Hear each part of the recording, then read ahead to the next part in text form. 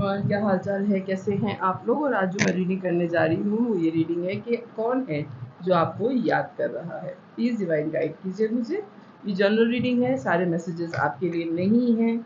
अगर हों तो बहुत अच्छी बात है, ना हो तो ज़बरदस्ती अपने आप को इसमें इम्पोज करने की कोशिश मत कीजिएगा।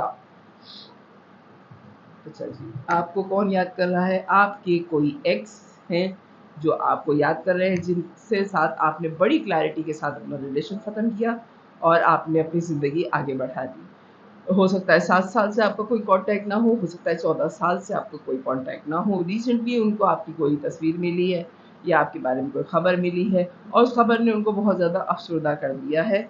ये जान के उनको बहुत अफ़सोस हुआ कि लोगों की वजह से उन्होंने आपको छोड़ा।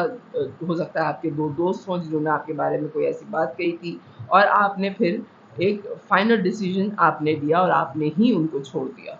यानी कि उनको चांस नहीं दिया कि वो आपको छोड़ते, वो दूसरों की बातों में आए और फ़ैसला आपने किया कि ठीक है, अगर ये बात है तो फिर यही सही, और आपने ये रिलेशन ख़त्म कर दिया जनाब। और हो सकता है कि आपने कहीं और शादी भी कर ली। प्लीज़ डिवाइन गाइड कीजिए मुझे।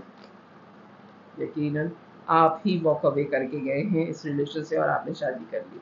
प्लीज़ डिवाइन गाइड कीजिए मुझे, फीलिंग क्या है मेरे व्यूवर के एक्स की, सन की। ओके, अब उनके नज़दीक सारी चीज़ें जो हैं वो बड़ी क्लियर हो गई हैं कि आपने कुछ ऐसा नहीं किया था, उनके दोस्तों ने उनको बहकाया था और जिसकी वजह से आप दोनों के दरमियान अलहदगी हुई, लेकिन फ़ैसला आपने किया।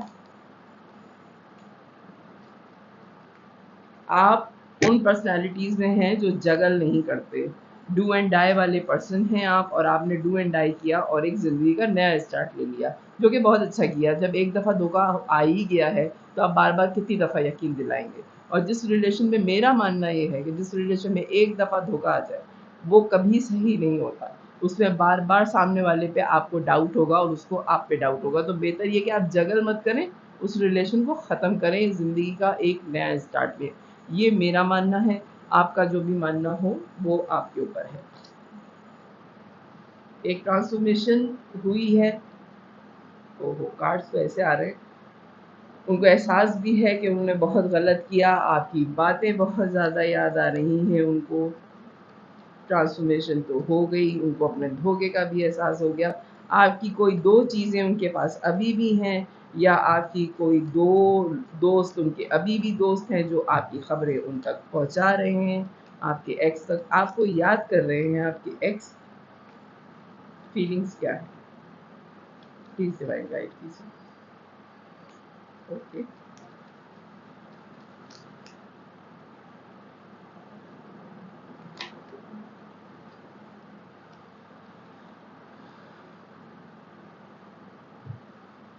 आपने उनसे अलहदगी के बाद आपके लिए जो फीलिंग है आपके एक्स की, वो बहुत अच्छी हैं। आप उनसे अलहदगी के बाद आपने शादी की, क्योंकि 4 ऑफ वॉन्ड्स का कार्ड आया, आपने शादी कर ली फ़ौरन। और आपने अपनी मैरिज को इस कदर मोहब्बत से भरा है, अपनी शादीशुदा ज़िंदगी इतनी मोहब्बत से गुजारी है, और अब आप बिल्कुल ही चेंज हो गए। जो आपका डेथ का कार्ड आया है, फीलिंग्स अब आपको देख के उनको बहुत अफ़सोस होता है कि इतनी अच्छी पर्सनैलिटी। देखें, जवानी में सब लोगों का बिहेवियर पार्टी टाइप होता है कि इधर पार्टी हो रही है तो भाग रहे हैं, उधर पार्टी हो रही है तो जा रहे हैं। लेकिन जब शादी हो जाती है, बच्चे हो जाते हैं, तो हर इंसान फैमिली को वैल्यू देता है। तो जिस तरह आपने अपनी मैरिज को वैल्यू दी, अपने बच्चों को वैल्यू दी, अपने घर को वैल्यू दी, तो वो और अपने आप पे आपने जिस तरह काम किया, अब जो आपकी पर्सनैलिटी है, हो सकता है पहले आप बहुत लापरवाह हों, अब आप बहुत ज़िम्मेदार इंसान बन गए हैं। आपका सोशल मीडिया उन्होंने देखा है, आपकी बातें जो कोटेशन आप लगाते हैं वो आप उन्होंने देखी हैं, और फिर उनको पता चला कि आपकी सोच कितनी बदल गई, आप कितने मैच्योर पर्सन बन गए, वक़्त ने आपको कितना मैच्योर कर दिया। इस बात का उन्हें बहुत ज़्यादा अफ़सोस होता है कि आपने उनकी ऑफ़र ठुकरा दी। अब वो आप को अगर ऑफ़र देंगे भी तो आप उनकी ऑफ़र कबूल नहीं करेंगे। आपने जो फ़ैसला अपनी ज़िंदगी में जगल करने पे नहीं लगाया, ज़िंदगी आगे बढ़ाने में लगाया, क्यों आप डू एंड डाई वाली पर्सनैलिटी हैं। आपने गार्ड अप कर लिया, बहुत दुखी होने के बावजूद आपने ज़िंदगी का एक फ्रेश स्टार्ट लिया और उस पे कायम और दायम रहे और उसको कामयाबी तक पहुँचाया। ये बहुत बड़ा काम था जो आपने किया है जनाब। मून की एनर्जी में हैं, चाहते बिल्कुल भी नहीं है कि उनको आपको पता चले कि वो आपको मिस कर रहे हैं, और उनके अंदर एक कॉन्फ्लिक्ट्स बार-बार आ रहे हैं आपको इतना अच्छी तरह ज़िंदगी गुज़ारते हुए देख के, इतना इंडिपेंडेंट होते हुए देख के। तो आपके लिए फीलिंग्स क्या हैं? आप कौन है जो आपको याद कर रहा है? वो आपके एक्स हैं जो आपको याद कर रहे हैं आजकल। और फीलिंग्स क्या हैं? बहुत ज़्यादा अफ़सोस है, और आपकी ग्रोथ देख के तो होना भी चाहिए उनको बहुत ज़्यादा अफ़सोस कि किसी और की बातों में आके आपने अपनी ज़िंदगी ख़राब कर ली।